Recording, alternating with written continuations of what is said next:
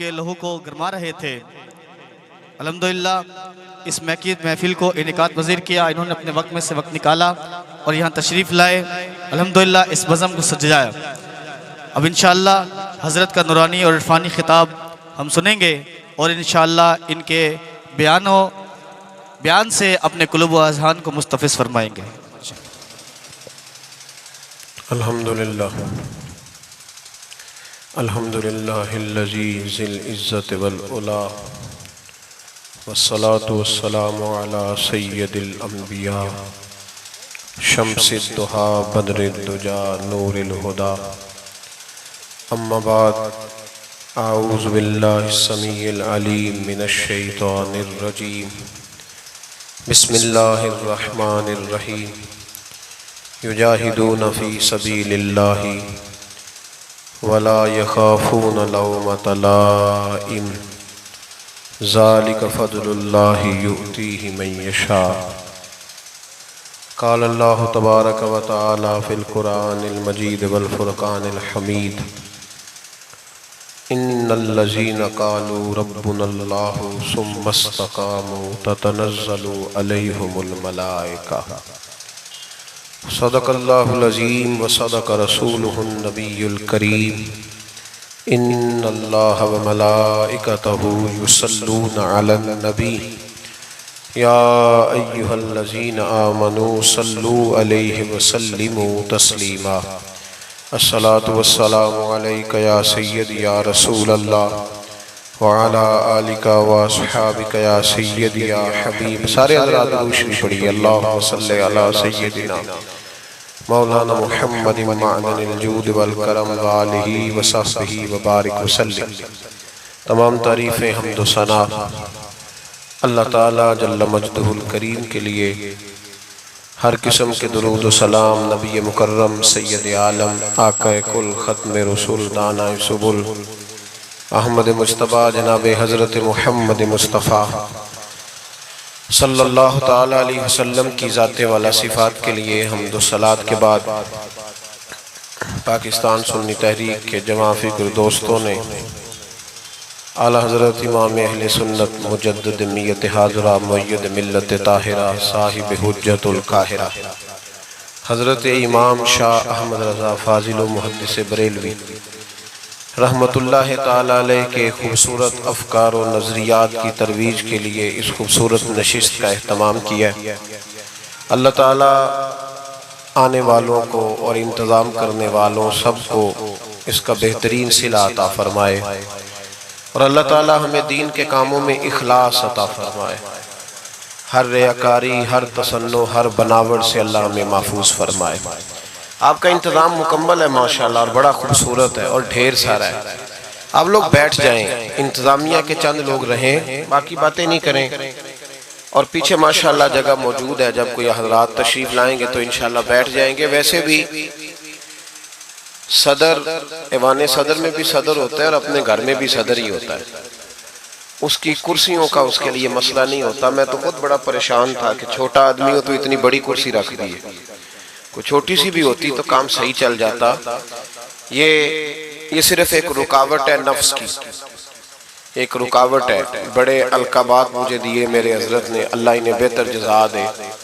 लेकिन ये होता है, आला हजरत ने फरमाया है कि बेनिशानों का निशान मिटता नहीं, हमारा मिटते मिटते भी नाम हो ही जाएगा। नाम छुप जाते हैं, काम हमेशा बोलता रहता है। दुआ फरमाए अल्लाह कोई काम करने की तौफीक अता करे। आप मेरी बात पे तवज्जो करेंगे, कितनी प्यारी टेक है मेरी कुर्सी के पीछे, पर मैंने लगाई कोई नहीं, इसलिए कि जब बंदा टेक लगाता है तो सुस्त हो जाता है। तो आप थोड़ा सा, जिनके लिए मुमकिन हो वो चुस्त होके बैठे।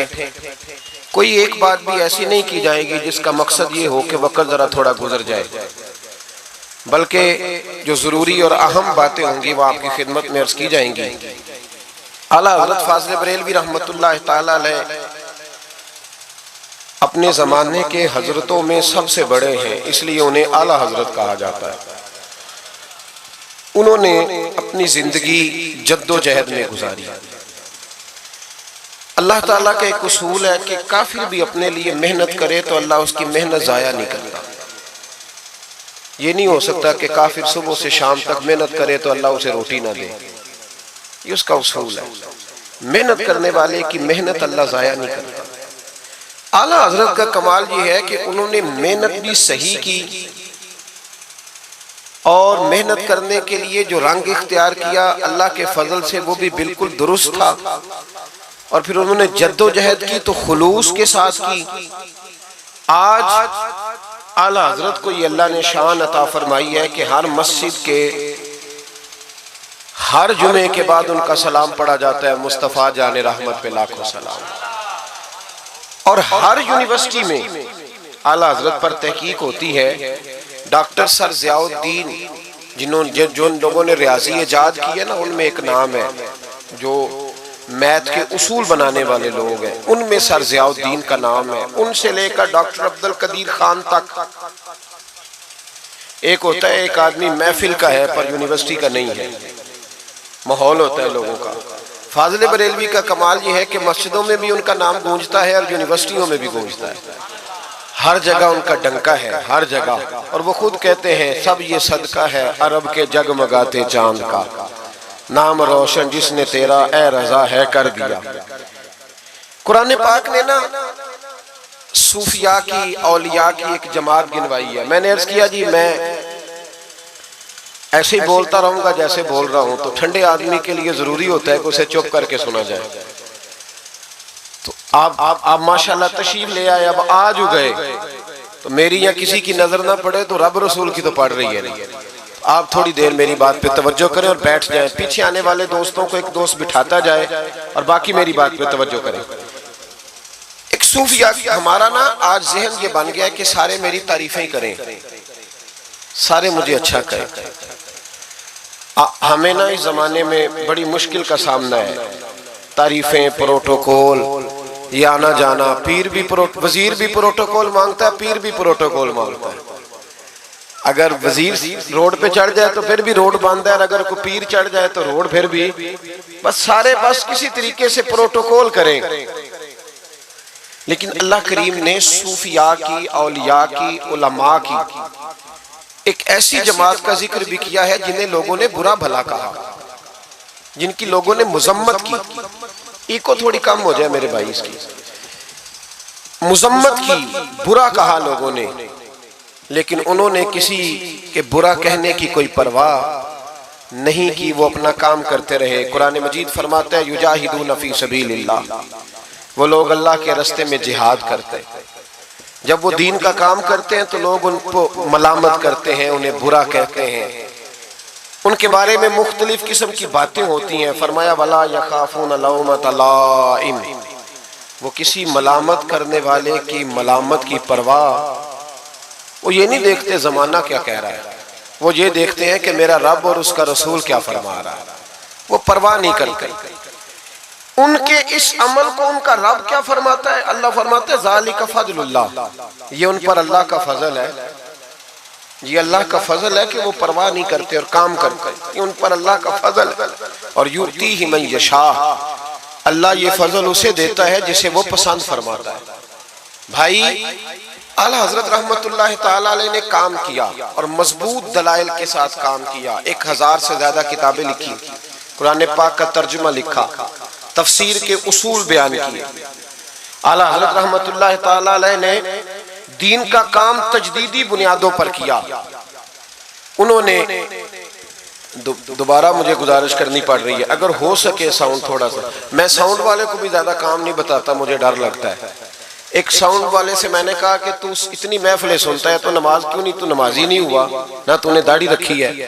कहने लगा हजरत साहब जो मौलवी भी आता है हमसे तो झगड़ा करके चला जाता है, तो हम पे क्या असर होगा। उस वक्त का मैं ये काम भी जरा बच के करता हूँ। तो अल्लाह ताला आपको जज़ा दे। बस इतनी समझ आए, लोगों को मेरी बात की समझ आए, बस इतना काफी है। ये अब तो ये साउंड बन गया ना, क्योंकि हमारा सुरीले लोगों से वास्ता हो गया है, वरना हमारे बुजुर्गों ने इसका नाम रखा है मुकब्बिरुस सौत, आवाज पहुंचाने का आला। बस जिससे आवाज जरा थोड़ी सी दूर चली जाए, बस ठीक हो गया जी। आप हजरात गौर फरमाइएगा, उन्होंने काम किया हर नहज पर। और फिर मजे की बात यह है कि इतनी ज्यादा किताबें लिखी और इन किताबों के साथ शायरी भी की। फतवे के लोग खुश्क होते हैं, फतवा देने वाले लोग खुश्क होते हैं। रोना धोना, किसी की अकीदत करना, मेरी तरह के जो थोड़ा बहुत लफ्ज पढ़ने के काबिल हो जाए उनका तो मुर्शद भी कोई नहीं होता, खुद ही पीर होते। लेकिन फाजिल बरेलवी की अकीदतें भी कमाल की, उनकी शायरी भी कमाल की, और फिर इसके साथ साथ इमाम अहले सुन्नत का कमाल देखिए कि शागिर्दों को भी वक्त दे रहे हैं, मुरीदों को भी वक्त दे रहे हैं, गरीबों की मदद भी हो रही है। और फिर सबसे बढ़कर ये कि जब सारे काम से थक जाते हैं तो किसी नात खां को बुलाते हैं, कहते हैं मदीना बड़ा याद आ रहा है, मुझे 2 बोल मुस्तफ़ा की नात के तो सुना दे।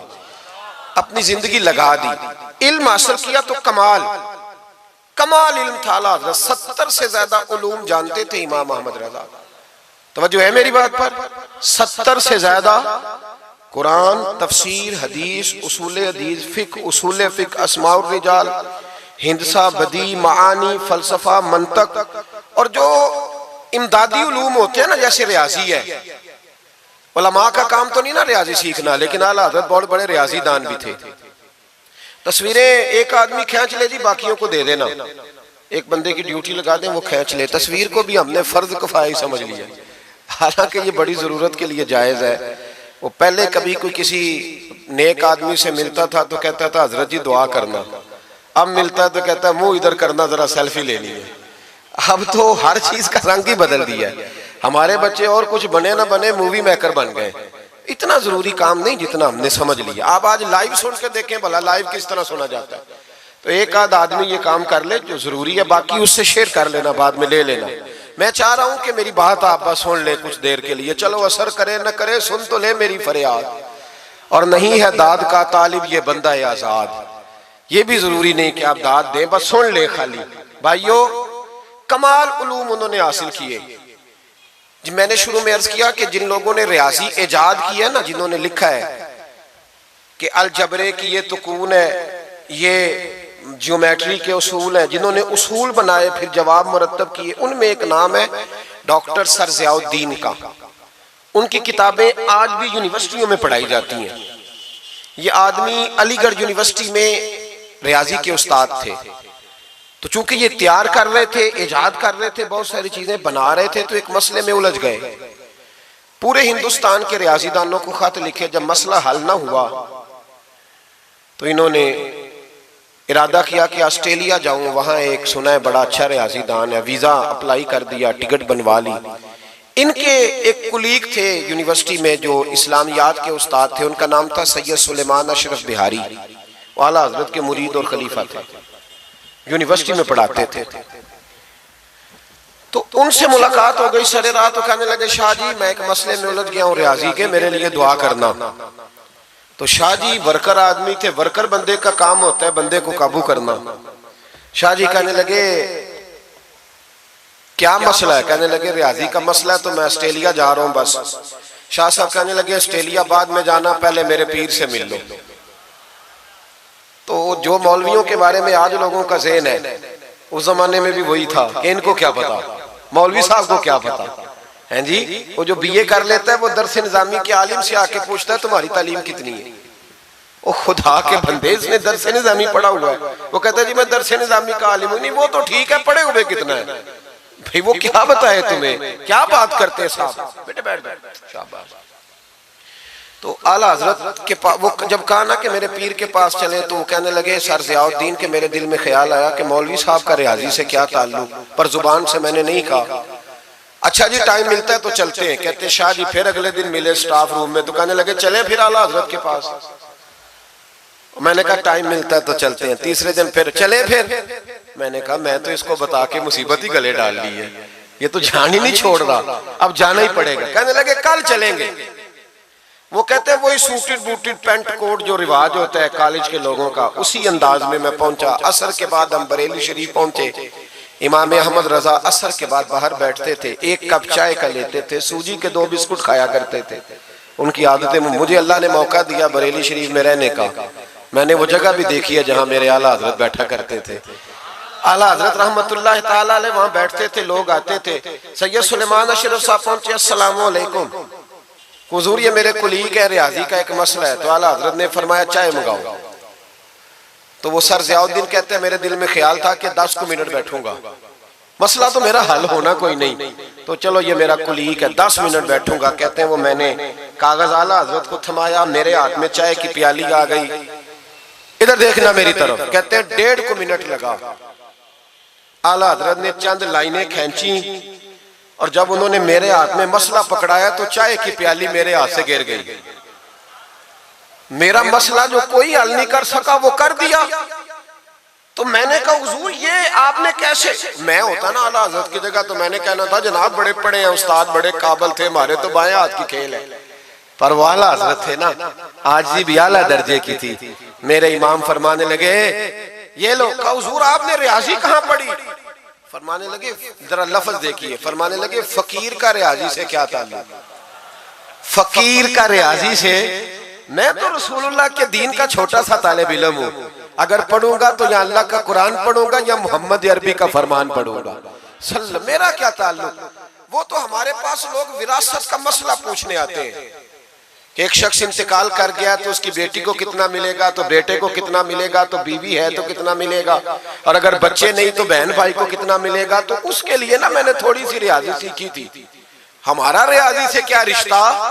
मैंने तो रियाजी भी लोगों को नबी पाक का दीन समझाने के लिए सीखी है। तो वो शख्स उठ के खड़ा हुआ, आला हजरत के हाथ चूमे और चूम के कहने लगा मौलाना आपको तो नोबल इनाम मिलना चाहिए, लेकिन सच्चे गुलाम थे ना मेरे नबी पाक के। आला हजरत फरमाने लगे तू नोबल इनाम को छोड़, तू चेहरे पे दाढ़ी रख, 5 नमाजें पढ़ा कर, समझ मुझे इनाम मिल गया। तू सच्चा गुलाम बन जाओ हुजूर का, समझ मुझे इनाम। भाई ये उनके इल्म का, फकाहत का ये आलम था। मेरी बात पे तवज्जो करें जी, बातें ना करें। आला हजरत रहमतुल्लाह ताला अलैह इस तरह उलूम हासिल किए। फिर जरा आगे देखिएगा, फिर उन्होंने पहरा दिया सारी जिंदगी, गलत बातें नहीं आने दी। मुसलमान मुतासर बड़ी जल्दी होता है, यूरोप की पक्की सड़कें देख के मुतासर हो जाते हैं, बस थोड़ा सा उसूल सही है तो मुतासर हो गए। तू भी उसूल पे अमल करना ताकि हमारा भी मुल्क अच्छा हो जाए। मसला तो अमल करने का है ना, वो अमल कोई भी नहीं करता, तो बस बातें ही बातें। आला हजरत मुतासर नहीं होते थे, कहते थे काफिर को मुतासर होने वाली चीज है, मुतासर नहीं होते। आला हजरत के जमाने में साइंसदानों ने कहा जमीन घूमती है। आज भी हमारे बच्चे पढ़ते हैं ना जमीन गोल है, जमीन पढ़ते हैं कॉलेजों में। आला हजरत फरमाने लगे पागलो, जब नबी पाक सल्लल्लाहु अलैहि वसल्लम का फरमान मौजूद है कि जब अल्लाह ने जमीन को पैदा किया तो ये कांपने लगी। रब करीम ने पहाड़ बतौरे मीखे बना के इसमें लगा दिए, पहाड़ बतौरे मीखों के किले बना के लगाए, जमीन ठहर गई। जब हुजूर ने कह दिया ठहर गई तो मैं कैसे मान जाऊं घूमती है? हम नबी पाक की बात मानेंगे कि साइंसदान की बात मानेंगे? आला हजरत ने पूरी किताब लिखी है जमीन साकिन है और 521 दलाइल दिए, कुरान की आयात भी, अहादीस भी, और साइंसदानों का जवाब साइंसदानों की जुबान में। वो मुतासर नहीं होते थे, कहते थे हम तौहीद को मानने वाले, हम कैसे मुतासर हो? फिर साइंसदानों ने कहा हजरत के जमाने में कि कश से शकल है। समझा तो पा रहा हूं ना मैं आपको अपनी बातें, चले ऐसे ऐसे कर दे थोड़ा सा, मुझे पता चल जाए आपको समझ आ रही है। ये मैं खिलाफ हूँ ये हाथ खड़ा कराने के, और मैं इसके खिलाफ हूँ। मैं समझता हूँ कि संजीदगी भी एक हुस्न है, तो ये काम होना चाहिए, जोश पैदा करता है, लेकिन कसमें नहीं डालनी चाहिए। वो एक नात खां था, एक जगह पे मैं हाजिर था, ज्यादा जगहों पे तो जाता भी नहीं, मुश्किल होता है, तबीयत ऐसी है। तो उसने कहा जेड़े जेड़े ईमानदार हो हाथ खड़े करो। मैं क्या खुदा दे बंदे नहीं चुकता हो कदों बेईमान है। तो ये वैसे भी सुभान अल्लाह, अगर तुझे राजी करने के लिए कहेंगे तो सवाब ही कोई नहीं होना। जी मैनू मजा नहीं आया सुभान अल्लाह को, भाई तेरे लिए कही तो सवाब ही कोई नहीं। ये सवाब उस वक्त होगा जब अल्लाह की रिजा के लिए कहेंगे। तो क्या चक्कर में डाल दिया, बड़े बूढ़े बाबे बेचारे बैठे होते हैं, बेइज्जत कर दिया जाता है महफिल में। आपको ज़ौक़ ही नहीं है जी, आपको पता ही नहीं है। तुम्हें ज्यादा पता है, ज्यादा पता है। एक नकीबे महफिल साहब इसी तरह मैं किसी जगह पे मौजूद था तो जोर लगाने लगे, कहने लगे तुसी बड़े बद ज़ौक़ को बोल दे नहीं। मैंने साथी से पूछा, मैंने कहा कितने पैसे लिए इसने आने के? कहते 40,000। तो मैं उन्होंने आख्या, मैं क्या ना बंदे बेइज्जत कर, तू पैसे लेके मुफ्त आए नहीं सारे, ये तेरे से ज्यादा नहीं है। तो ये बाहर निकले, ये अभी रबीउल अव्वल आएगा तो कोई तमाशा ना लगाना, जमात बदनाम होती है, खबरदार कतन कोई तमाशा ना लगाना। यहाँ बोलियां लगती हैं, जिसकी सुर सीधी है वो पैसे कमा के ले जाता है, और जो आपको 5 नमाजें पढ़ाता है उसकी किताबें सारी जिंदगी पूरी नहीं होती। खुदा का खौफ करो, करो मद है अहले दुवल रजा, पड़े इस बला में मेरी बला, मैं गदा हूं अपने करीम का, मेरा दीन पा रहा है ना नहीं।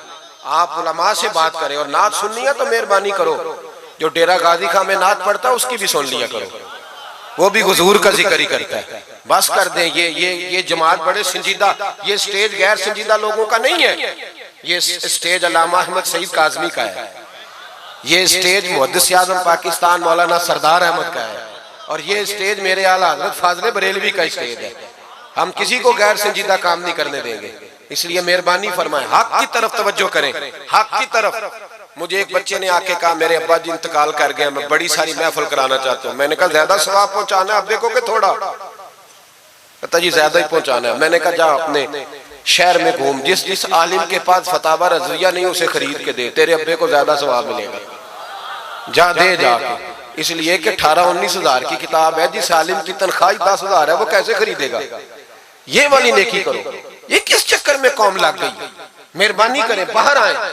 इतना नुकसान कर लिया हमने, या आपने कवाल अमीर कर दिए या पीर अमीर कर दिए। पीर और जाली, असली लोगों की बात नहीं करता, जाली पीर। मेरे पास एक बच्चा आया करता था, मैं मजमून पे ही रहूंगा लेकिन ये बातें करनी भी बड़ी जरूरी है। बच्चा आया तो कहने लगा जी वो मेरे हज़रत साहब की ये करामत है, तो मेरे अक्सर आता था तो पीर साहब की करामत है। एक दिन को गलती से तलाक का उसके घर में झगड़ा हो गया, तो मेरे पास आया, कहने लगा मौलाना तलाक दे बैठा हूं। तो मैं कहा पीर साहब ने पूछना सही मसला, पीर साहब से पूछना था। कहने लगे वो कहते हैं ये उलमा का काम है। तो मैंने कहा पीरी मुरीदी जुहला का काम है, मसला आलिम बताएगा और गंदम का तोड़ा कौन लेके जाएगा, जाहिल। बस करें, हजरत सुल्तान बाहू का फतवा है, बांझ इल्मो जो करे फकीरी, वो काफिर मरे दीवाना हो। बस करें, संजीदा लोग बने आप बड़े संजीदा लोग इसलिए आपसे आगे निकल गए कि संजीदगी इख्तियार की। तो मेरी बात पे तवज्जो करना। आला हजरत फाज़िल बरेलवी रहमतुल्लाह अलैह के जमाने में लोगों ने कहा कश्श शकल है जी, वो क्या है? जमीन चीजों को अपनी तरफ खींचती है। ये नजरिया कब बना? एक साइंसदान ना बैठा था दरख्त के नीचे, तो उसने देखा कि सेब गिरा है तो वो भी जमीन पे आया है, अमरूद टूटा है तो वो भी जमीन पे आया है, अनार टूटा है तो वो भी जमीन पे आया है। तो कहने लगा जमीन में कशिश है, हर शय को खींचती है, और कश्श शकल का नजरिया बन गया। आला हज़रत रहमतुल्लाह अलैह तक जब बात पहुंची तो आप फरमाने लगे साइंसदान पागल हो गए। साइंसदानों की जो अच्छी बात होगी वो मानी जाएगी, लेकिन जो बात दुरुस्त नहीं होगी वो तस्लीम नहीं की जाएगी।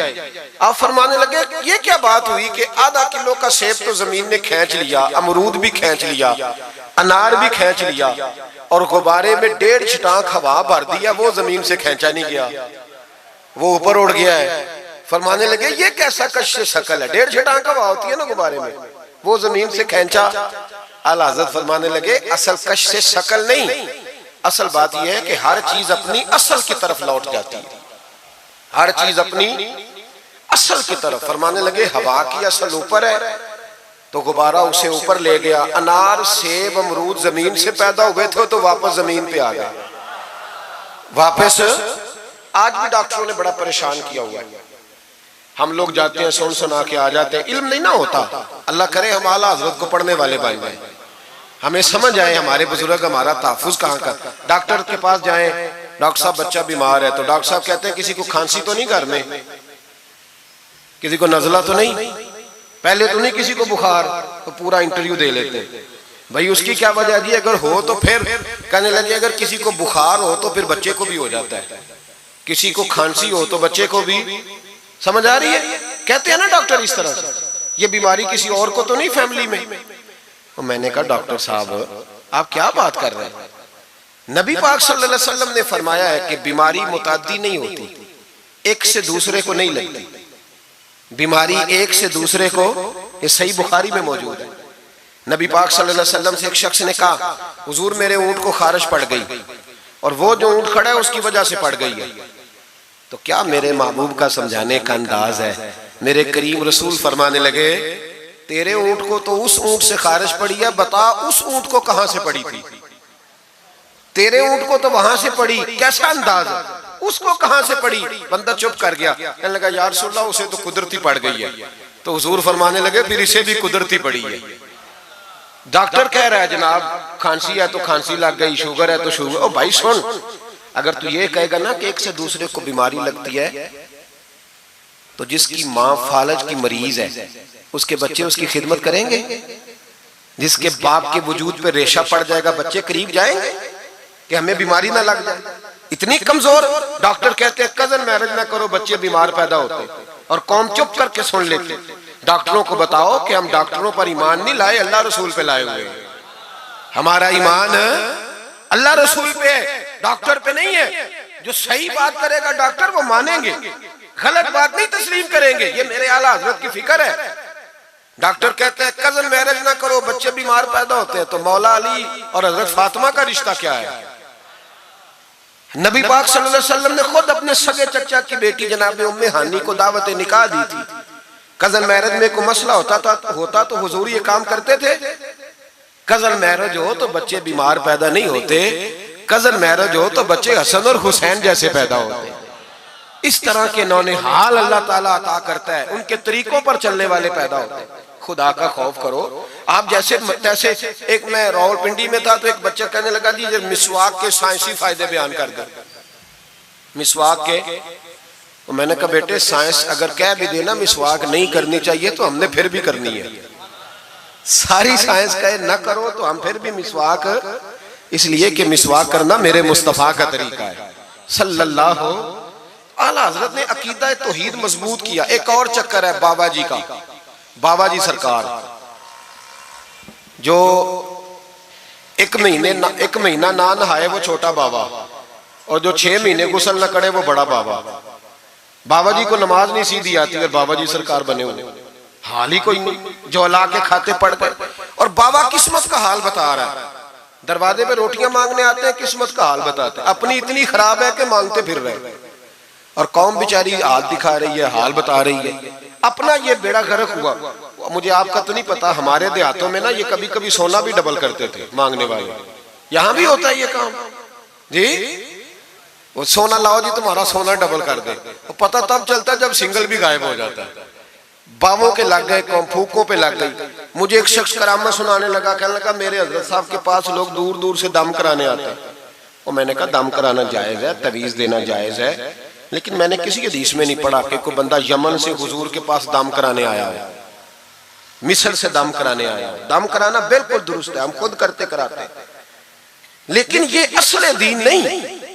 नबी पाक के पास ना कोई शाम से तवीज लेने आया ना दम कराने आया। रसूल पाक के पास तो जो भी आया करता था नबी पाक का दीन ही सीखने आता था। तो दीन की बात कर, दम दुरूद की ना सुना, ये तो ज़िमनी बात है, ये तो ज़ैली बात है। आला हजरत दरवाजे पे खड़े थे, एक बाबा मांगने वाला आ गया। आला हजरत से कहने लगा 10 रुपए दो वरना आपका मकान उलट दूंगा। ये नफसियाती कब्जा कर लेते हैं। तो माँ भी बडेरी कहती है दे दो कहीं वाकई ना उलट दे। आला हजरत ने ये अकीदा नहीं हमें सिखाया कि हम रस्सियों से डरते फिरें। इतना कमजोर ईमान, लोग अपने साये से डरने लग गए। बाबा जी कह गए, और छोड़ बाबा जी के मुंह से कौन सा कुरान हदीस निकलता है, बस कर दे। किस चक्कर में कौम को डाल दिया। आला हजरत रहमतुल्लाह अलैह दरवाजे पे खड़े, फिक्रे रजा से मीनार है ना, तो सुनो फिर फिक्रे रजा क्या है, सुनो फिर। ये रजा के नेज़े की मार है कि अदू के सीने में गार है, किसे चारा जोई का वार है कि ये वार वार से पार है। आला हजरत रहमतुल्लाह अलैह दरवाजे पे खड़े थे, बाबा जी आ गए, कहने लगे 10 रुपए दो। 10 रुपए का माना उस जमाने में यही था जो आज 10,000 का माना है। 10,000 मांग लिया, कहने लगा दो नहीं तो मकान उलट दूंगा। आला हज़रत फरमाने लगे तू 10 के 20 मांग, मैं देने को तैयार हूं, पर मकान उलटने वाली बात गैर शरीया, ये वापस ले ले। शरीयत तुझे ये कहने की इजाजत, मेरी बातों की समझ आ रही है आप हजरात को? वो कहने लगा जी मैंने उलट देना है। आला हजरत की वालदा बूढ़ी औरत अंदर से बोली, कहने लगी अहमद रजा दे दो, फकीरों से नहीं उलझते। तो आला हजरत फरमाने लगे अम्मा जो सच्चा फकीर हो मैं तो उसके कदमों में बैठने को तैयार हूं, पैर चूमने को तैयार। हम तो निस्बतों पे मर मिटने वाले लोग, लेकिन बात वो करे जो रसूलुल्लाह की शरीयत इजाजत देती है। जिसकी इजाजत नहीं देती हम वो बात करने की इसे इजाजत नहीं देंगे। उसने कहा जी मैंने उलट देना है। इतनी बात हुई तो आला हजरत के जो शहजादे थे ना छोटे, मुफ्ती आजम हिंद मौलाना मुस्तफा रजा खान साहब, वो मकान की दूसरी छत पर, डबल स्टोरी मकान था तो ऊपर वाली छत पे खेल रहे थे। उनका पैर फिसला, वो गर्दन के बाल अंदर गिर गए, अंदर से शोर उठ गया, बच्चा गिर गया। बच्चा, वो फकीर भी सीधा हो गया, देखा ना नहीं ना पैसे दिए तो शहजादे गर्दन के बाल गिरे ऊपर वाली मंजिल से। लेकिन सुन्नियों किधर खो गए मैं और आप? मेरे आला हजरत का अकीदा सुनो। फाज़िल बरेलवी अंदर नहीं गए, हालांकि हुजूर अलैहिस्सलाम का फरमान मौजूद है कि औलाद आदमी को बुज़दिल कर देती है, औलाद के हाथों बंदा कमजोर हो जाता है। अंदर नहीं गए, वहीं खड़े रह के कहने लगे अम्मा मेरा एक बेटा है, मेरा 1000 भी हो तो मैं सारा नबी पाक की शरीयत पे कुर्बान कर दूंगा, लेकिन किसी बावे की मैं गलत बात मानने को तैयार है। आला हजरत की जुबान से ये लफ्ज निकले तो साहबजादे उठ के दौड़े आए, कहने लगे अब्बा जी जरा इधर तो देखें, मैं दूसरी मंजिल से गिरा हूं पर मुझे खराश भी कोई नहीं आई, मुझे खराश भी कोई नहीं आई, देखे मेरे कपड़ों को मिट्टी भी नहीं लगी। आपके 2-3 मुरीद खड़े थे, कहने लगे हुजूर ये आपकी करामत है। आप फरमाने लगे मेरी करामत नहीं, ये मेरा अकीदा है, तौहीद है, ये मेरा मेरे रब पर ईमान है, खराश नहीं आई। अब उस फकीर को फरमाने लगे आला हजरत के तू कहता था मकान उलट दूंगा, चल उलट ना, फिर 10 रुपए नहीं लेने, उलट। चुप कर गया तो आला हजरत, लोग कहते हैं मौलवी साहब के पास क्या है? जिसके सीने में रसूलुल्लाह का दीन है उसके पास कुछ नहीं तो फिर किसी के पास भी कुछ नहीं। हाँ जिम्मेदारी से कह रहा हूं, किसी के पास कुछ नहीं। अगर जिसके सीने में कुरान और सुन्नत का नूर है, अगर उसके पास ही कुछ नहीं। सुनो, आला हजरत ने अपना जूता उलट दिया, फरमाने लगे अगर ताकत है तो मेरा जूता सीधा करके दिखा। तो मकान उलटने की बात करता है ना, पंजाबी का एक शेर है, आपकी समझ में आ गया तो ठीक है, ना आया फिर भी ठीक है। वो एक पंजाबी के दरवेश कहा करते थे, एक सिठ ते पखड़ा कुआर गंदल, असी और भी बूटियां जानने हैं। पता है हमें सारे गुरुओं का है, चलो करामत ना दिखाएं तो बात अलग है, पर खबर हमें है। फरमाया चलो सीधा करो, उसने पूरा जोर लगाया पर जूता सीधा, पसीने आ गए तो कहने लगा जी मैं माफी मांगता हूँ, आज के बाद ऐसी बात नहीं करूंगा। आला हजरत वली थे तो वली सखी होता है, जेब से हाथ निकालने, फरमाया तू 10 मांगता था, अल्लाह 20 लेके जा, लेकिन गैर शरी बात खुदारा बस करो। जो हमें हमारे बुजुर्गों ने नजरियात दिए उन पर कायम रहो। अकीदा रिसालत, आला हजरत के जमाना मुबारका में एक मौलाना ने कह दिया कि हुजूर के बाद भी कोई नबी आए तो खत्म नबूवत में फर्क नहीं पड़ता। तवज्जो है मेरी बात पर? इधर देखो मेरी तरफ। आला हजरत ने पता क्या जवाब दिया? आला हजरत फरमाने लगे तू कहता है आ जाए तो फर्क नहीं पड़ता, हम कहते हैं आए क्यों हुजूर के बाद? हमें जरूरत ही कोई नहीं, हमें कोई हुजूर ने कमी छोड़ी, हमें हाजत ही नहीं, आए क्यों? आला हजरत ने फतवा कुफ्र दिया। एक मौलाना उठे तो कहने लगे जैसा इल्म नबी पाक को है वैसा जानवरों पागलों सबको है। फिर वो कहने लगे मेरी बात का ये मतलब था, वो मतलब था, सच्चे दिल से, बड़े ठंडे दिमाग से। देखिए मैं कोई ऊंचा नहीं बोल रहा, कोई जोश में नहीं हूं। देखो एक बंदा कहता है जैसा इल्म नबी पाक को मिसाल देता है कि ऐसा अताई इल्म तो जानवरों पागलों सबको हासिल है। वो कहता है मेरा ये मतलब है, मेरा वो। हमारा सवाल ये है कि तुझे ये बात कहने की जरूरत क्या है? बोले है कोई जरूरत? नहीं तुसी बोल दे नहीं यार, हाँ तो कर दे, है कोई जरूरत? भाई मतलब जो बात में बयान करना है कि ये मतलब था तो वो मतलब था, तो ये बात कहनी चाहिए, क्यों कही? आला हज़रत रहमतुल्लाह अलैह फरमाने लगे तू पागल हो गया, कुरान नहीं पढ़ता। वअल्लमका मा लम तकुन तअलम, अल्लाह फरमाते हैं महबूब जो आप नहीं जानते थे मैंने सारा ही आपको सिखा दिया है। फरमाया जिसका उस्ताद रब हो उसे कोई कमी रहती है? फरमाने लगे तू ये मिसालें देता है, हमारा अकीदा ये है कि अल्लाह ने गैब के खजानों की कुंजियां ही अपने नबी को अता फरमा दी। एक मौलाना और उठे, कहने लगे नमाज में नबी पाक का ख्याल आए तो नमाज टूट जाती है। लोग कहते हैं लड़ो ना, हम नहीं लड़ रहे भाई, हम तो उम्मत को इकट्ठा करना चाहते हैं। लेकिन इधर देखो ना, आपके सामने कोई बंदा खड़ा होकर कह दे कि नबी पाक का ख्याल आए तो नमाज टूट जाती है, तो आप उसके गले में फूलों का हार डालेंगे? क्यों? मुरव्वत करो ना, मुरव्वत का दर्ज दे रहे हो, मुरव्वत करो। चले आपको एक मिसाल देता हूँ बड़ी सादी। उसने कहा जी हुजूर का ख्याल आए तो नमाज टूट जाती है। नमाज में आप दुरूद शरीफ के बाद दुआ पढ़ते, दुआ कौन सी है? रब्बना ग़फ़िरली आती है ना आप सबको, पढ़िए जरा। रब्बना फ़िरली, इसका तर्जुमा क्या है? या अल्लाह मुझे भी बख्श दे और मेरे माँ बाप को भी। तो जब ये दुआ मांगी तो अब्बा जी का ख्याल नमाज में आया कि नहीं आया? अम्मा जी का? सुन्नी थोड़ा सा अगर आप समझे ना, मेरा सुन्नी एक ही बात करता है, जब इससे कोई बंदा कोई मसला पूछता है ना तो सुन्नी कहते हैं मैं तो पढ़ा हुआ ही नहीं।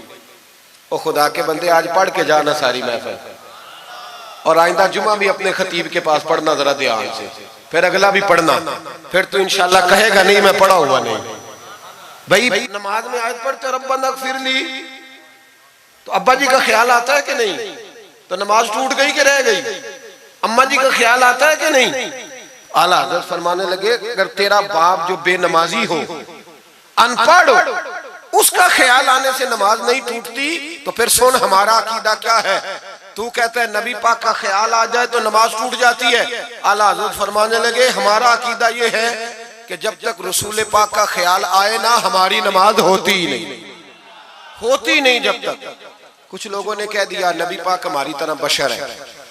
ओ भाई देखो ना, आज खबर मिली है कि हॉलैंड ने फिर से खाके शाया कर दिए। इधर देखो मेरी तरफ, ये नामूस रिसालत का मसला 100 साल पहले आला हजरत ने समझाया था और फरमाया था दुश्मन अहमद पे शिद्दत कीजिए, मुल्हिदों से क्या मुरव्वत कीजिए, शिरक ठहरे जिसमें ताज़ीम हबीब, उस बुरे मजहब पे लानत कीजिए। वो जो नामूस रिसालत की बात तब की थी, फरमाया नादानो आज तो तुम कह रहे हो कि हुजूर हमारी तरह के बशर है, तो जब तुम बशर बनाओगे तो फिर लोग कहेंगे कि सियासतदान का खाका बन रहा है तो इनका क्यों ना बने माज़अल्लाह। उस वक्त आला हज़रत ने कहा था ना ना ये बात नहीं है। आप फरमाने लगे बात यह है कि अल्लाह की सरताब कदम शान है ये, इंसान नहीं इंसान, वो इंसान है ये। कुरान तो ईमान बताता है इन्हें और ईमान ये कहता है मेरी जान है ये। नामूस रिसालत का मसला सारी जिंदगी आला हज़रत ने समझाया और लोगों को बताया कि जान है इश्क मुस्तफा, रोज फुजू करे खुदा, जिसको हो दर्द का मजा वो नाजे दवा उठाए क्यों। आला हज़रत मौजूद थे मदीना शरीफ में। उस जमाने में ना नबी पाक के गुंबद के सामने खजूरों के 2 दरख्त होते थे, खजूरों के 2 दरख्त। शोरा सारे बैठे थे, तो शायर जो होता है ना वो तशबीह देता है बाजों का। तो शायर ने शेर कहा, कहने लगा यूं है दरख्त हजरत वाला के सामने। तवज्जो है मेरी बात पर? हुजूर के गुंबद के सामने खजूरों के 2 दरख्त है। शायर ने शेर लिखा, यूं है दरख्त हजरत वाला के सामने, मजनू खड़ा हो खैमाए लैला के सामने। आला हज़रत फरमाने लगे ये शेर मेरे नबी पाक की शान के लायक। फरमाने लगे तुमने हुजूर के खैमे को, नबी पाक के गुंबद को लैला का खैमा बना दिया, ये क्या बात हुई? तो लोग मानते भी नहीं ना, वो भी ना माने। कहने लगे जी इतराज करना आसान है, शेर कहना मुश्किल है, आप बताएं शेर कैसे कहना चाहिए। फरमाया लफ्ज वो कहो जो हुजूर की शान के लायक हो, जो शान के लायक नहीं वो लफ्ज न कहो। शेर क्या कहा? कहने लगे यूं है दरख्त हजरत वाला के सामने, मजनू खड़ा हो खैमाए लैला के सामने। आला हज़रत फरमाने लगे गलत है तशबीह। कहा जी आप बता दे। तो आला हज़रत फरमाने लगे सुनो फिर, यूं है दरख्त हजरत वाला के सामने, कुदसी खड़े हैं अर्शे मुअल्ला के सामने। गोया कुदसी खड़े हैं अर्शे। ये फाज़िल बरेलवी रहमतुल्लाह अलैह का अंदाज है। नामूस रिसालत के बारे में कभी किसी को गुंजाइश, हमारे एंकर टीवी पे बैठ के अभी भी बातें होंगी सवेरे बड़ी, मौलवी जज्बाती है जी, ये कहता है कि गुस्ताखाने रसूल से रिश्ता तोड़ो, और सारे एंकर हमारे बच्चों को खराब करते हैं। कहते हैं जी हुजूर ने तो अपने बेअदब को माफ किया। बिल्कुल माफ किया है, बिल्कुल माफ किया। नबी पाक ने अपने बेअदब को माफ किया है, पर हजरत अबू बकर सिद्दीक ने हुजूर के बेअदब को कोई नहीं माफ किया। हजरत उमर ने हुजूर के बेअदब को माफ, हजरत उस्मान गनी ने माफ, मौला अली ने माफ, इन लोगों ने हुजूर के बेअदब को माफ। लेकिन ना जो मेरी बेअदबी करेगा उसे मैं माफ करूंगा। बेअदबी मेरी करे और माफी मेरे छोटे भाई से मांग ले, उसको हक है माफ करने का? मैंने माफ करना है, क्योंकि बेअदबी ये मोटी बात है, इसको समझ ले। इस इज्तिमा में मैं हुकूमत पाकिस्तान को मशवरा देता हूँ बड़ा बड़ा ठंडा मशवरा देता हूं कि अगर बचना चाहते हो ना तो इनसे ताल्लुक तोड़ लो और इन्हें सख्त जवाब दो, बच जाओगे। वरना जो उनसे रिश्ता नहीं तोड़ेगा वो खुद भी नहीं बचेगा, वो राह में बह जाएगा, वो अल्लाह की पकड़ में आ जाएगा, उसके लिए मुश्किल हो जाए। खुदारा सख्त जवाब दो, तुम्हें अल्लाह ने मनसब दिया, मौका दिया, सख्त जवाब दो, स्टैंड लो। लोग कहते हैं उलमा की तकरीरों से क्या होता है? हमारी तकरीरों से गाजी इल्म दीन शहीद पैदा होते हैं, हमारी तकरीरों से आमर चीमा शहीद पैदा होते हैं, हमारी तकरीरों से गाजी मुमताज हुसैन कादरी पैदा होते हैं, ये यहां से पैदा होते हैं। इसलिए मेहरबानी करें, खुदा का खौफ करें और सख्त जवाब दें और अपने मुसलमान होने का, आप मुसलमान हैं, मुसलमान होने का सबूत दे, सख्त जवाब दे। और अगर वो नहीं मानते तो गुजारा खाने पीने रोटी के बगैर हो जाता है, पर नबी पाक के बगैर नहीं होता। इसलिए मेहरबानी करो, उनको करारा जवाब जाना चाहिए। आप तायीद करते हैं मेरी बात की? सारे हज़रात होना चाहिए ना जी ऐसा। अल्लाह आपको जज़ा दे। आगे बढ़िए। आला हज़रत रहमतुल्लाह तआला अलैह ने इल्म सिखाया लोगों को। उनका कमाल पता क्या था? हम ना कमजोर दलाइल के साथ मैदान में उतरते हैं तो फिर हमसे लोग काबू नहीं आते। हमें ना स्टडी करनी चाहिए, पढ़ना चाहिए। हमारे यहाँ पढ़ने पढ़ाने का रिवाज नहीं, बल्कि अब तो जब से ये सोशल मीडिया आया है, मुफ्ती भी सारे फेसबुक के रह गए। एक साहब पूछते हैं जी वो फेसबुक पे मैंने पढ़ा था, तो मैंने कहा फेसबुक किस किताब का नाम है? किस किताब का नाम है? उस पे तो जो जिसका दिल करता है, अच्छा भी उसका फायदा भी है, लेकिन मेहरबानी करें जब आपने पढ़ना हो ना तो फिर आप किसी मुस्तनद किताब से पढ़ें, फिर उस किताब का हवाला कोट करें ताकि माना जाए। आला हज़रत मसला बताना भी जानते थे और मनवाना भी जानते थे। उनकी किसी किताब का कोई जवाब, और जब जवाब नहीं होता तो बंदे गालियां देते हैं, और जब सामने वाला गुस्से में आ जाए तो समझो उलझ गया है। अब दलाइल कोई नहीं तो अब गुस्सा करके भागना चाहता है। आला हज़रत का एक फतवा है, मेरी बातों की समझ आ रही है आप हज़रात को? पीछे वाले जरा कम कम हाँ ना कर रहे हैं, आ रही है जी आप हज़रात को समझ? माशाअल्लाह कोरम भी पूरा हो गया आपका, थोड़ी तवज्जो करें मेरी बात पर। आला हज़रत रहमतुल्लाह तआला अलैह का एक फतवा है। आला हज़रत का फतवा है कि जुमे की जो दूसरी अजान है ना, बाज़ मस्जिदों में खतीब के सामने होती है। फरमाया खतीब के सामने नहीं देनी चाहिए, बाहर दरवाजे पे देनी चाहिए। आला हज़रत का फतवा है। अब मेरी बात भी जरा ठंडे दिल से सुन लें। अगर कोई खतीब के सामने देता है तो अजान उसकी भी हो जाती है, समझ आ रही है? सुबह रटा ना डाल देना अपनी मस्जिद में जाके कि जी उन्होंने तो ऐसे कहा है तो आप ऐसे करते हैं। लोग अपनी इरादा होता है ना लड़ाई करने का, तो बहाना कोई और बना लेते हैं। तो आप कोई किसी का प्रोग्राम हो तो मेरी बात सामने रख के लड़ाई ना करे। जिस मस्जिद में खतीब के सामने भी जुमे की दूसरी अजान होती है, अजान वहां भी बोलिए हो जाता है। आला हज़रत का फतवा है कि बाहर देनी चाहिए, पूरा रिसाला लिखा है आला हज़रत। और आप दलील ये देते हैं, आप फरमाते हैं कि खतीब तो आया बैठा है, बाहर अजान पढ़ो ताकि बाहर किसी के कानों में जाए कि टाइम हो गया है। खतीब को सुना रहे हो, वो तो आया है, उस पर दलाइल दिया आला हज़रत ने, क्योंकि फरोई मसला है, इख्तलाफ का हक रखते। जबलपुर में आला हज़रत चले गए तो वहाँ कुछ मौलाना हज़रात ऐसे थे जो नाराज हो गए, कहने लगे जी हम 50 सालों से ऐसे ही कर रहे हैं, इन्होंने नया फतवा दे दिया। उन्होंने आला हज़रत पे मुकदमा कर दिया।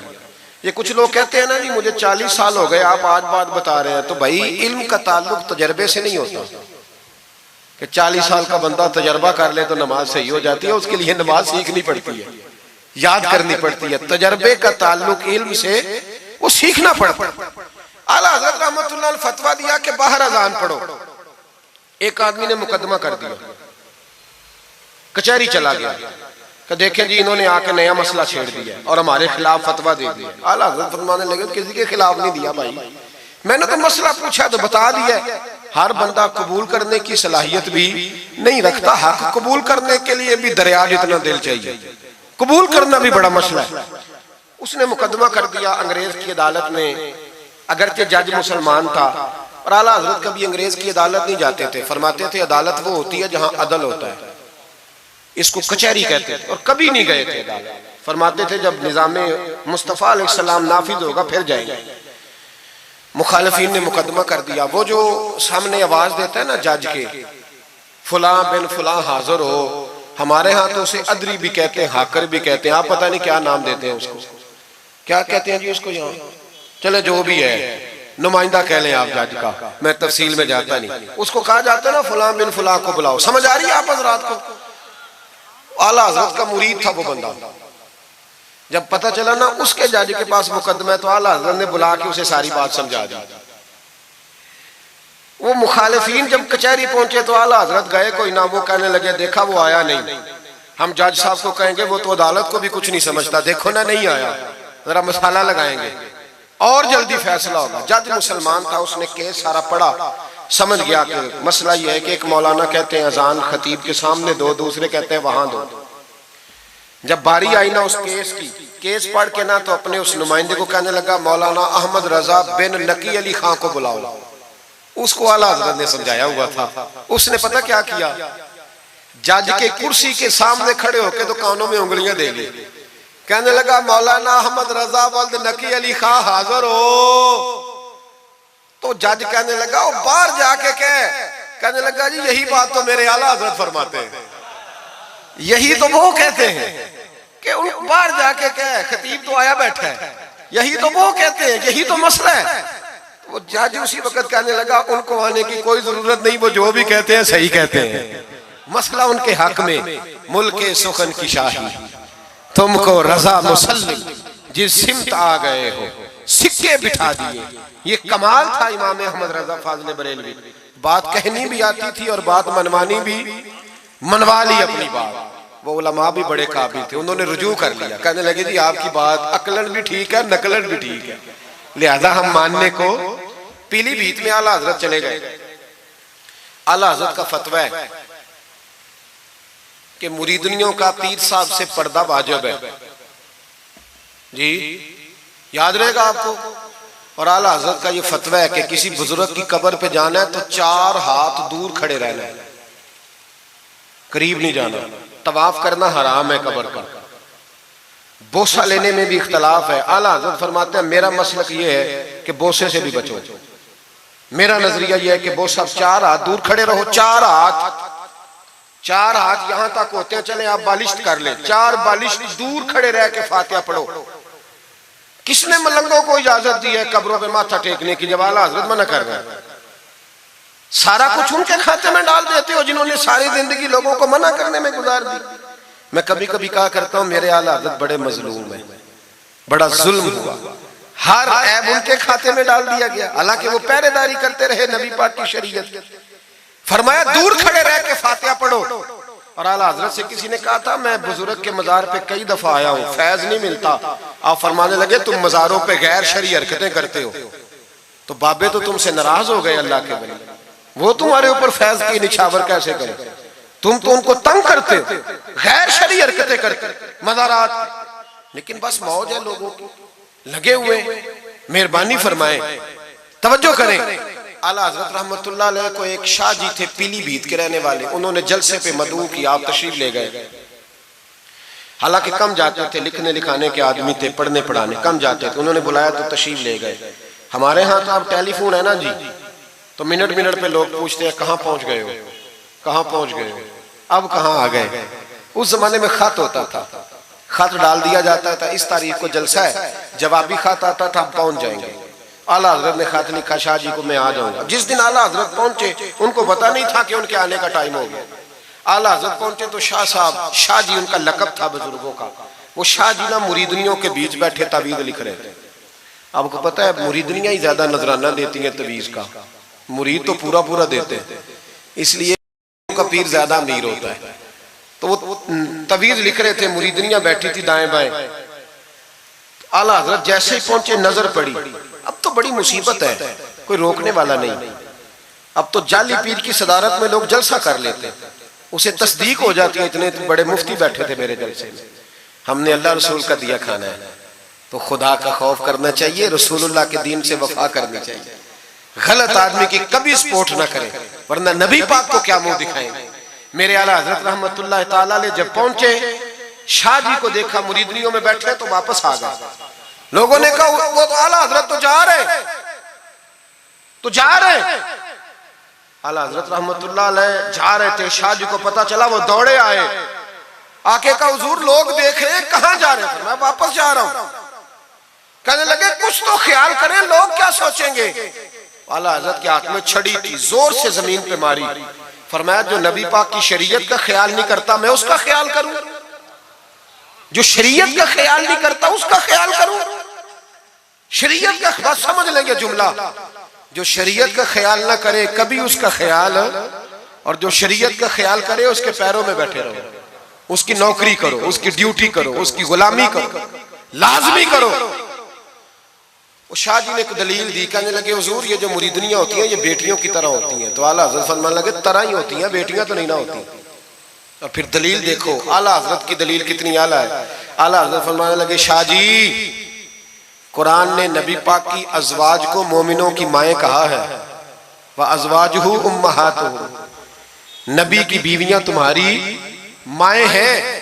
लेकिन फरमाया वही अम्मा हजरत उम्मे सलमा बैठी थी तो नाबीना से अभी आए थे, जिसको कुरान ने माँ कहा उसके सामने बेटा आया था। तो रसूल करीम सल्लल्लाहु अलैहि वसल्लम ने जनाबे उम्मे सलमा से कहा पर्दा करो। अर्ज की हुजूर वो तो नाबीना है। फरमाया तुम्हें तो नजर आ रहा है ना। फरमाया जिसको कुरान माँ कहे जब उससे पर्दा जरूरी है तो ये तो बेटियों की तरह है। शाह जी भी बड़े ज़रफ़ वाले आदमी थे, कहने लगे हुजूर हाथ करीब करे, मुझे समझ आ गई आपके हाथ में तौबा करता हूँ, आज के बाद ये काम नहीं करूंगा। बड़े आदमी थे ना, मान गए। बड़ा आदमी मानता है, जो बुज़दिल होता है तो अपनी गलती पे डट जाता है। जब मान गए तो फिर आला हजरत भी तो आला थे ना, जब कहा ना मानता हूं तो फिर इमाम अहमद रजा भी झुके। और लोगों को पता तब चला जब आला हजरत ने शाह जी के पैर चूमने शुरू कर दिए। पहले नाराज होके जा रहे थे, मैं तेरा ख्याल, अब शरीयत पे अमल किया तो कदम चूमे। आला हजरत गुलाम थे सैयद, इतना इल्म पढ़ने के बावजूद एक पीर के मुरीद हुए। समझ आ रही है मेरी बात? मुर्शिद के मुरीद हुए, इतना इल्म पढ़ने के बावजूद। नौकरी की हम तो जरूरत ही नहीं, जो बंदा 2-4 जमातें पढ़ जाता है वो तो कहता है मैं मुझे पीर अच्छा मिलता ही कोई नहीं जी। तो मैं कहता हूँ जब बंदा पढ़ लिख जाए और पैसे जेब में आ जाए तो फिर अच्छा पीर कैसे मिल जाए, इसमें शक नहीं। पीर भी गलत है, लेकिन अच्छे लोग भी दुनिया में मौजूद है। ये हो नहीं सकता कि अच्छे लोग हो ना, लेकिन हम किसी नेक आदमी की गुलामी करना पसंद नहीं करते। हम रश देखते हैं किधर ज्यादा है, रश के पीछे। आला हजरत मुरीद हुए और पीर खाने की नौकरी की। जब ड्यूटियां लगती थी आस्थाने पे तो मेरी तरह का तो मौलवी कहीं मुरीद भी हो ना तो पीर खाने पे जाके स्टेज पे बैठना पसंद करता है। लेकिन आला हजरत फरमाया करते थे मेरी बाथरूम पे ड्यूटी लगाओ, मैं वो वाली नौकरी करूंगा, उससे मेरा नफ्स कुचला जाता है। वो इतने बड़े आलिम हो, फरमाया करते थे मेरी वो ड्यूटी लगाओ जो सबसे छोटी है। आजी इस दर्जे की थी, इतनी अजमतों, इतनी फजीलतें। और फिर जब इतना कुछ अल्लाह बंदे को देता है ना, इतना उसे तकवा, फिर उसे अल्लाह बसीरत की रोशनी देता है। हुजूर फरमाते इत्तकु फिरासतिल मोमिन फइन्नहु यंजुरु बिनूरिल्लाह, मोमिन की फिरासत कल्बी से डरो, वो अल्लाह के दिए हुए नूर से देखता है। आला हज़रत रहमतुल्लाह ताला अलैह, उनके खलीफा थे सैयद नईमुद्दीन साहब मुरादाबादी, तफसीर खजाइनुल इरफान लिखी उन्होंने। सैयद साहब के एक दोस्त थे सैयद दीदार अली शाह साहब, लाहौर में उनका मज़ार है। जब दाता साहब जाए ना तो मुहद्दिसीन के मज़ारों पे भी जाया करें। मलंगों के मज़ारों पे रश रहता है, उलमा की कब्रों पे जाता ही कोई नहीं, वहां भी जाया करो। इन लोगों ने बड़ी खिदमत की है दीन की। हजरत सैयद दीदार और दाता साहब तो फिर देखे ना, उनकी किताब पढ़े। दाता साहब सूफिया के भी इमाम है, उलमा के भी इमाम है, कमाल कर दी। तो मेरे भाई हजरत जनाब सैयद दीदार अली शाह साहब सैयद नईमुद्दीन मुरादाबादी रहमतुल्लाह ताला अलैह के दोस्त थे। सैयद दीदार अली शाह साहब रहमतुल्लाह अलैह मिलने गए सैयद नईमुद्दीन साहब से, तो सैयद नईमुद्दीन साहब तैयार थे बरेली शरीफ जाने के लिए। सैयद नईमुद्दीन साहब बरेली जाने को तैयार थे। उम्र में भी आला हजरत से बड़े थे दीदार अली शाह साहब। तो कहा दीदार अली शाह, और मुरीद और खलीफा भी किसी और के थे, सैयद शाह फजलुर रहमान गंज मुरादाबादी रहमतुल्लाह अलैह के मुरीद और खलीफा। कहने लगे चल यार मैं बरेली शरीफ जा रहा हूँ, आला हजरत से मिला के लाओ। तो दीदार अली शाह साहब ने अजराए मोहब्बत, दिल लगी में नहीं बंदा बात करता, कहने लगे मैं किसी के पास क्यों जाऊं, मैं खुद बहुत बड़ा आलिम हूं। कहा चलो यार इमाम अहमद रजा के पास चले। कहने लगे वो मैंने सुना है कि वो जात के पठान है और तबीयत के सख्त है, तो मैं नहीं जाता। उन्होंने जबरदस्ती मनवाया, कहने लगे चल यार चलते हैं। ले गए साथ। बरेली शरीफ जब पहुंचे ना तो असर की जमात की आखिरी रकत थी, जमात अत्ता याद में बैठी थी। पहुंच गए। अब सैयद नईमुद्दीन साहब सैयद दीदार अली शाह साहब से कहने लगे कि शाह जी वुजू है? कहने लगे नहीं मेरा नहीं। कहने लगे मेरा है, मैं जमात में जाऊं? आप जाइए। वो जाके जमात में शामिल हो गए। सैयद दीदार अली शाह साहब कहते हैं मैं कुएं पे एक तालिब इल्म था, छोटा सा, पानी निकाला हुआ था उसने। मैं समझा कोई बच्चा है जिसकी ड्यूटी लगी है वुजू कराने। हमारे मदरसे के बच्चों के साथ भी बड़ा जुल्म होता है ना। वो दाल जो कोई नहीं खाता वो मदरसे में पकती है। हाँ हाँ, बड़ा जुल्म होता है इन बच्चों के साथ। इसकी पूरी दास्तान है, कभी को मुझसे पूछे तो मैं बताऊं। बहुत बड़ा जुल्म होता है। एक मोहतरम साहब एक दिन कह रहे थे तंजीमुल मदारस की मीटिंग में कि मैंने जी कभी मदरसे का खाना चखा नहीं, मेरे लिए जायज नहीं, तो मैं चखता नहीं। मैंने कहा साहब अब चखना, और मेरी ख्वाहिश है आप भी वही खाना खाएं जो ये बच्चे खाते हैं। ये रसूलुल्लाह के दीन के तालिब इल्म है, इसलिए इनके साथ जुल्म होता है। मुझे यूनिवर्सिटियों में जाने का मौका मिलता है। 2-3 दिन पहले भी मैं national textile university Faisalabad lecture देने गया था। ठाठ बाट है यूनिवर्सिटियों के बच्चों को। इनका क्या असर करता है? ना सोने को जगह, ना बैठने को जगह। वो जो शोर वाले नात खां थे वो पुजारों में घूमते, और ये नबी पाक के दीन के तालिब इल्म रात की दाल पड़ी है तो कहते हैं थोड़ा पानी डाल के इसको खा लो। ये जुल्म इनके साथ करते हो। और फिर मैं बड़ी तकलीफ से बात करने लगा हूं। हदीस बयान की जाती है कि तालिब इल्म के कदमों के नीचे फरिश्ते पर बिछाते हैं। नीचे फरिश्तों ने पर बिछाए हुए हैं और उनकी गर्दन पर कुर्बानी की खालें लादी हुई है, जैसे गधे पे लादी जाती है। इसके बारे में हदीस आई थी। अल्लाह का खौफ नहीं आता?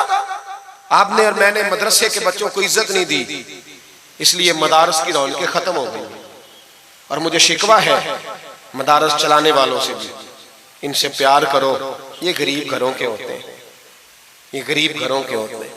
इनकी माएं भेजती हैं कि चलो कुछ बन जाएंगे, लेकिन इनके साथ जो सलूक होता है वो अच्छा नहीं होता। इनके साथ इनकी ड्यूटी है, सारे मदरसे की ईंटें इन्होंने उठानी है, सारी नौकरियां इन गरीबों ने करनी। खुदारा डरो अल्लाह ताला से। आला हजरत रहमतुल्लाह ताला अलैह के मदरसे का एक बच्चा खाना लेके आया घर से। चलो बात आ गई तो पहले ये कर लूं। आप इतिकाफ बैठे हुए थे, इफ्तारी लेके आया तो जरा देर से पहुंचा। आला हजरत को जलाल आया तो एक थप्पड़ हल्का सा गर्दन, ओए तू जल्दी नहीं आता? बच्चा कहने लगा गलती हो गई, एहतियात से आऊंगा। रास्ते में खेलने लग गया, बच्चा जाके सो गया। तरावी आला हजरत ने बड़ी मुश्किल से पढ़ी, और तरावी के बाद मौलाना अमजद अली आजमी साहब साहिब बारे शरीयत को कहने लगे जाओ कोई तालिब इल्म को ढूंढ के लाओ। मलकुल उलमा मौलाना जफरुद्दीन बिहारी से कहने लगे मेरा कलेजा फटता है, उसे बुलाओ। वो किधर गया? उसकी क्या गलती थी? बच्चा छोटा था। ढूंढो। सारी रात उलमा ढूंढते रहे, तालिब इल्म छोटा था। बड़ी तकलीफ में होते हैं ये बच्चे। हमने ये वक्त गुजारा है। मैं देर से जब जलसे से आता हूँ तो मैं इनकी रजाइयाँ सीधी करता हूँ, मैं इनके कपड़े देखता हूँ, मेरा कलेजा फटता है। ईद के मौके पर, ईद के मौके पर इन्हें वो वाले जोड़े दिए जाते हैं जो बाजार में बिकते। इन्हें खैराती समझ के रोटी दी जाती है, सिर्फ इसलिए कि ये रसूलुल्लाह का दीन पढ़ते पढ़ा। वो बच्चा किधर है? उसको बुलाओ। सारे उलमा ढूंढते रहे, लेकिन वो तालिब इल्म मिला नहीं। सारे ढूंढते रहे। वो कहीं सो गया, ठंड थी, सफों में छुप के सो गया। सहरी के वक्त उठा, मेरे आला हज़रत सारी रात सोए नहीं। सहरी के वक्त वो आया तो लोगों ने देखा कि करोड़ों लोगों का पेशवा, करोड़ों लोगों का पेशवा, बेहिसाब फजाइल रखने वाला आलिम दीन इमाम अहमद रजा एक गरीब तालिब इल्म के सामने अत्ताहियात की हालत में बैठ के हाथ बांध दिए और कहने लगे भूल गया था, बूढ़ा हो गया हूं ना, कुछ बातें ज़हन से उतर जाती, माफ कर दे बेटा, गलती हो गई। जितने उलमा थे रोने लगे, हुजूर आप ये क्या कह रहे हैं? फरमाया यार छोटा सा फूल सा दिल था बेचारे का, टूट गया हो, चल माफ कर दे, आइंदा नहीं करता। कहने लगा हुजूर आप जैसे राजी हैं मैं भी राजी हूँ। फिर फरमाने लगे यार नाबालिग तो माफ करने का भी हक नहीं रखता। फिर उसका हाथ पकड़ के अपने चेहरे पे मारा, बदला ले ले। फिर जेब से पैसे निकाल के दिए और फिर कहने लगे अमजद अली, जफरुद्दीन, देख रहे हो ना सारे, मैंने बदला भी दिया है, माफी भी मांगी है और मैंने पैसे भी दिए हैं। अगर अल्लाह ने कयामत के दिन इस तालिब इल्म के बारे में पूछा तो मेरी गवाही दोगे ना? कहोगे ना यार, कहोगे ना? ओ भाई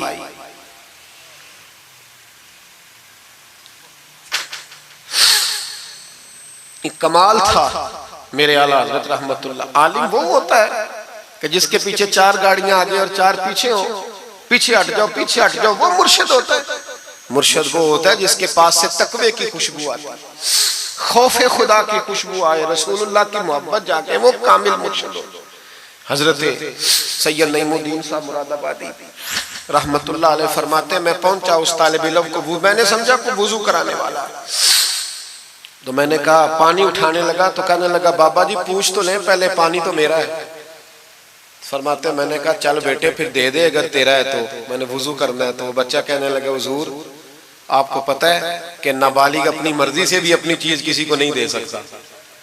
मौलाना दीदार अली शाह साहब फरमाते मेरे दिल पर चोट लगी। मैंने कहा दीदार अली, अहमद रजा के मदरसे के तो नाबालिगों का इल्म भी तुझसे ज्यादा है, नाबालिगों का ये हाल है तो बड़ों का क्या हाल होगा।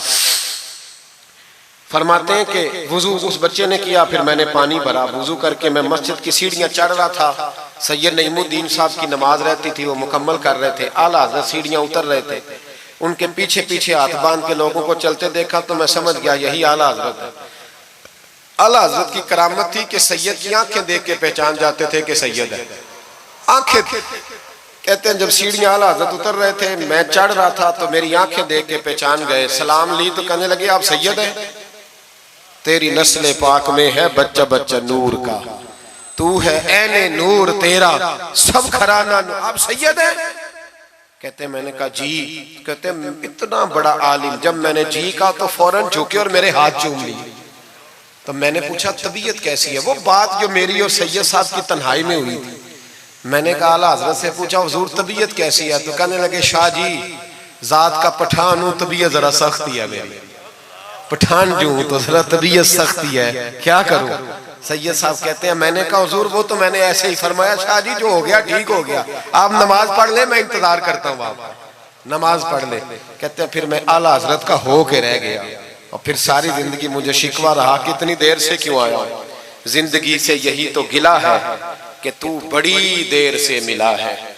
खौफ पता कितना था दिल में, आजिज़ी कितनी थी, अल्लाह जानता है। मैंने बरेली शरीफ में वक्त गुजारा है, वहां नौकरी की है, टुकड़े खाए हैं, मैंने वहां कर्रो फर नहीं देखा, हटो बचो नहीं देखा, बड़े बड़े उनके कद काठ है इल्मी, लेकिन आजिज़ी देखी, आम तरीके से गलियों में घूमते देखा। मैं जलसों में जाता हूं तो मेरी ख्वाहिश होती है मैं बैठ जाऊं, लोग मुझसे मिलने सारे, लोग शिकवा करते हैं गरीब, कहते हैं हजरत जी अगर वजीर हमें नहीं ना मिलता तो पीर भी नहीं मिलता, कोई हमारे दुख नहीं सुनता।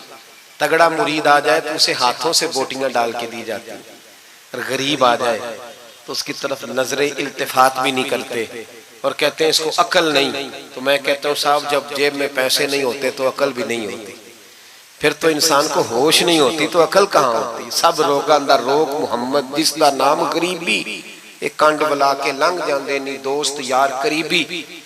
छोटा सा एक बच्चा 10-12 साल का, सैयद कनात अली शाह साहब आला हज़रत के खलीफा है, वो कहते हैं वो छोटा सा बच्चा आके खड़ा हुआ, कहने लगा हुजूर आपकी दावत पकानी है, को टाइम देंगे। आला हज़रत अभी कुछ कहने लगे थे, कहने लगा हुजूर मैं यतीम हूँ, अकेला हूँ, सिर्फ मेरी अम्मा है, मिलेगा टाइम। तो आला हज़रत फरमाने लगे तुझे नहीं टाइम देना, चुप कर गया। फरमाने लगे मैंने नहीं तुझे टाइम देना, तूने मुझे देना है, बता बेटे कब आऊं। कहने लगा कल जोर के बाद आ जा। फरमाया अकेला हूं या किसी को ले आऊं। कहने लगा एक बंदा लाइएगा, दो ना आए। सैयद कनात अली शाह साहब को आला हज़रत ने साथ लिया, उस बच्चे के घर जोर के बाद पहुंचे, दरवाजे पे दस्तक दी तो कहने लगा जी आ गए आप, में आया।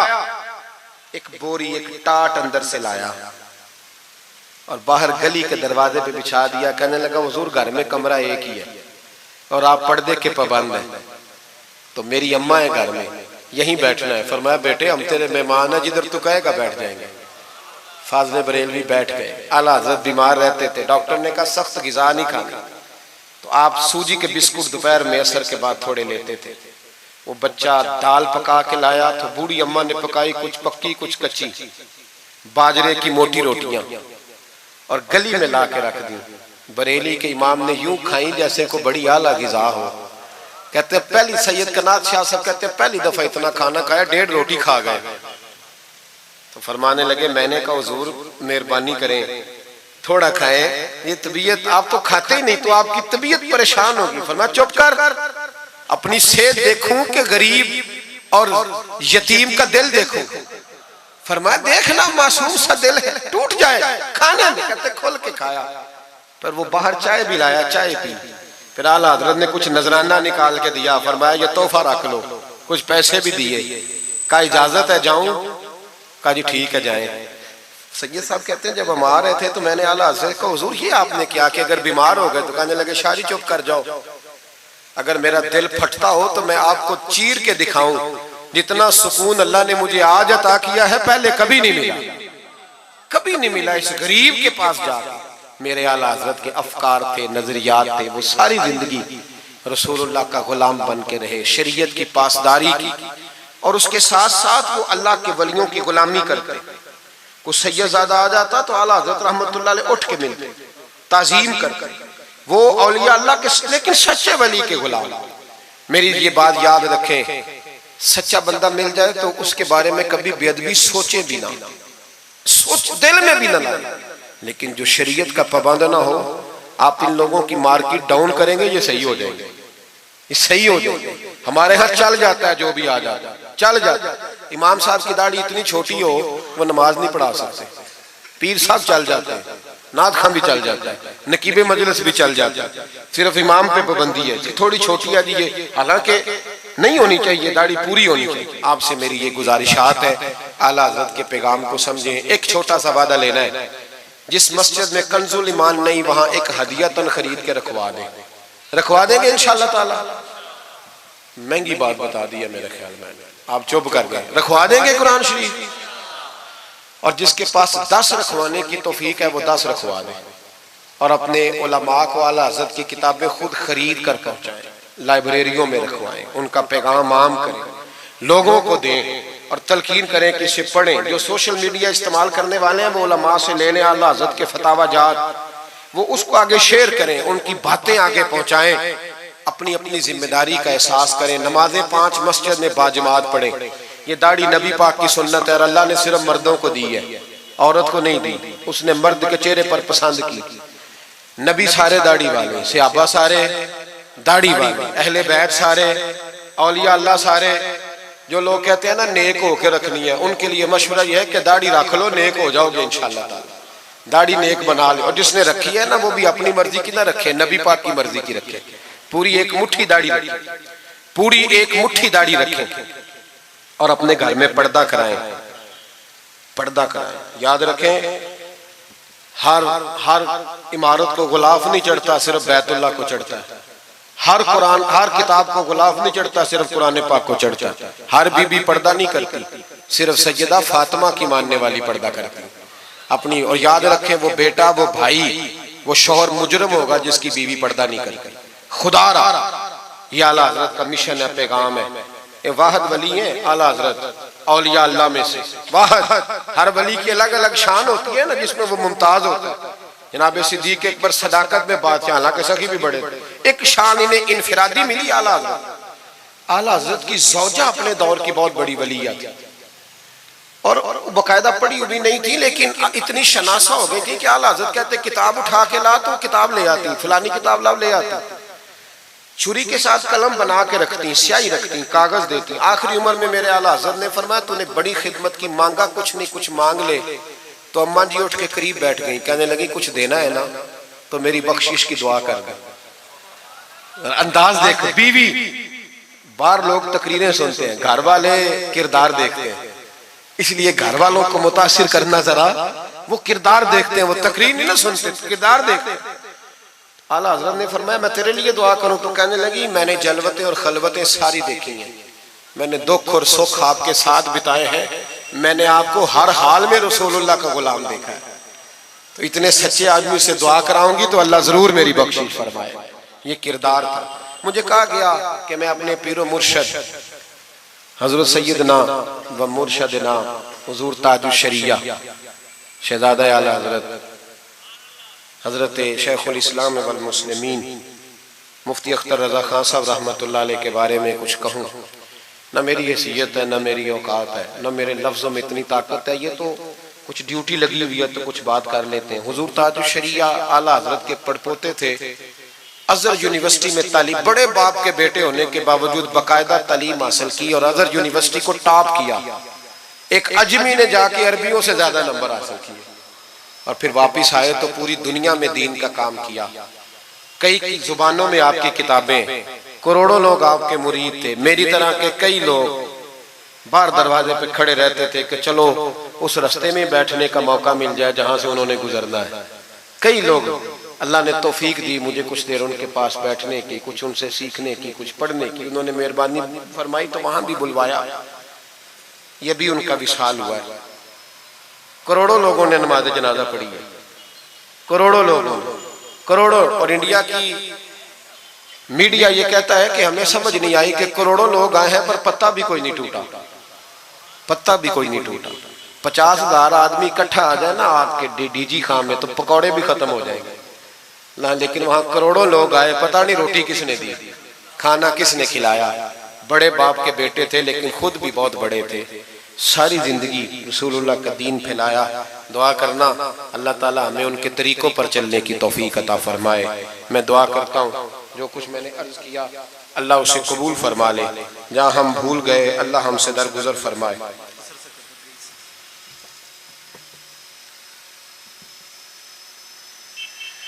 आप मुझसे अगर कहेंगे तो फिर सोशल मीडिया पे तो बड़ी बातें कौन कौन सी बयान करूंगा।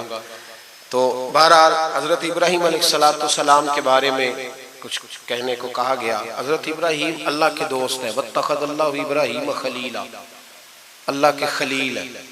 यारों के यारों पर बड़े मान होते हैं, बड़ा प्यार होता है। फरिश्तों ने एक दफा शिकवा किया था कि या अल्लाह तूने यार बनाया है, उनके पास बड़ी बैल, बड़ी गाय, बड़े तूने ऊंट दिए हैं, बड़ी बकरियां दी हैं, तो यार तो उन्होंने बनना ही था। तो रब करीम ने फरमाया जाओ इम्तिहान कर लो। तो एक फरिश्ता आके ना फसल में बैठ गया, जैसे बड़ी फसल होती है ना कमाद की, तो वो जिक्र करने लगा अल्लाह ताला का। कोई भी जिक्र, सुबहान अल्लाह व बिहम्दिही सुबहान अल्लाह लज़ी, मुख्तलिफ रिवायतों में मुख्तलिफ लफ्ज़ में। हजरत इब्राहीम को सुना तो बड़ा मजा आया, तशरीफ ले गए ढूंढते ढूंढते। तू जिक्र कर रहा था, कहा? फरमाने लगे फिर जिक्र सुना मुझे मेरे रब का। कहने लगा पहले मर्जी से कर रहा था, अब आपकी मर्जी है तो पैसे लगेंगे। क्या लेगा? कहने लगा सारे ऊंट ले लूंगा। फरमाया तेरे हुए ना इल्मा विच फसा सानू, तू यार दी गल सुना सानू। तो हजरत इब्राहीम अलैहिस्सलाम ने सारे ऊंट दे के जिक्र सुना। थोड़ा और करो। तो फरिश्ता कहने लगा सारी गायें ले लूंगा फिर करूंगा। फरमाया तेरी हुई, तेरी। कहा जनाब सुनाता हूं। सुनाया। थोड़ी देर के बाद कहने लगे और जिक्र करो। कहने लगा सारी बकरियां ले लूंगा। फरमाया तेरी हुई। ये जिक्र का भी एक नशा है, यार की बात का भी एक नशा है, ये नात की भी एक लज्जत है। ये जब लग जाती है तो फिर रोज दिल करता है, रोज। फरमाया सारा कुछ तेरा हुआ। जब सब दे बैठे तो कहने लगे थोड़ा और सुना। कहने लगा अब क्या दोगे? तो आप फरमाने लगे जानवर संभालने के लिए तुझे किसी की मदद की भी तो जरूरत है ना, तो मुझे रख ले, मैं तेरी मदद करता रहूंगा, तो मुझे रब का जिक्र सुनाते रहेगा।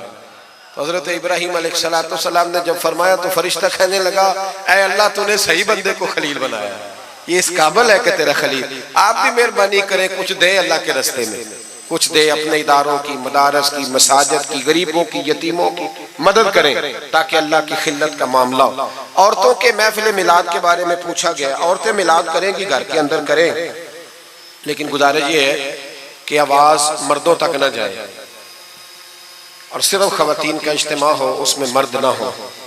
कोशिश करें औरत की आवाज का भी पर्दा है तो वो इस तरह महफिल मिलाद करें कि ज्यादा से ज्यादा बापर्दा रहे, लेकिन जाना चाहिए, शरीक होना चाहिए। जाएंगी तो दीन का पता चलेगा। अल्लाह ताला तौफीक अमल अता फरमाए। हमेशा मिदहत खैरुल अनाम में गुजरे। दुआ है ये उम्र दरूद व सलाम में गुजरे। आखिर दावाना अनिल हम्दुलिल्लाह।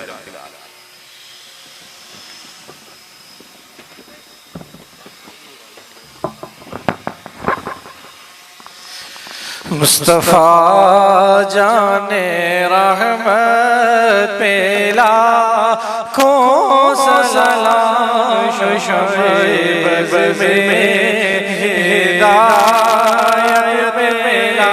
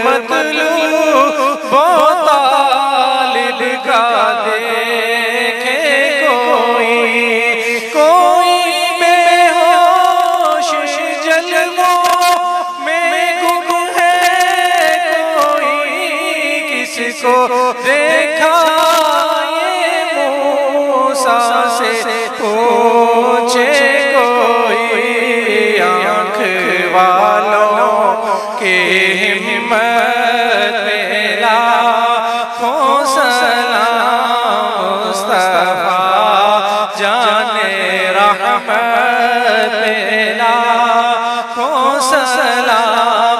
भूखे प्यासों का गम किस कदर दिल में था, आ गया साइल का निवाला दिया।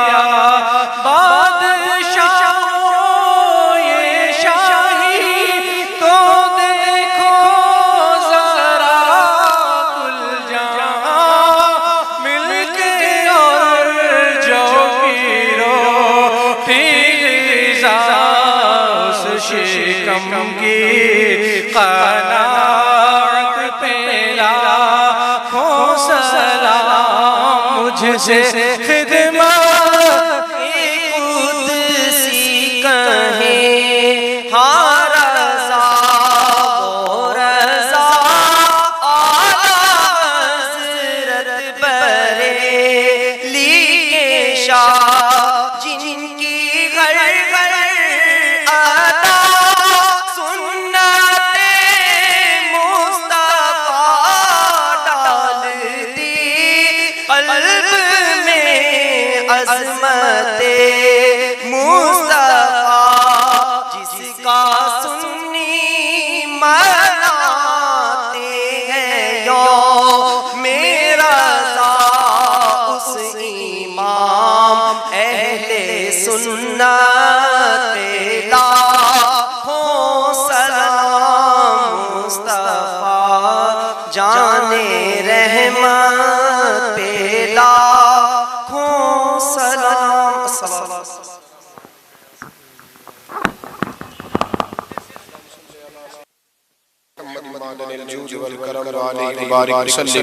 अल्लाह हमारी इस हाज़िरी को कबूल फरमा, हमें दीन के साथ इखलास नसीब फरमा।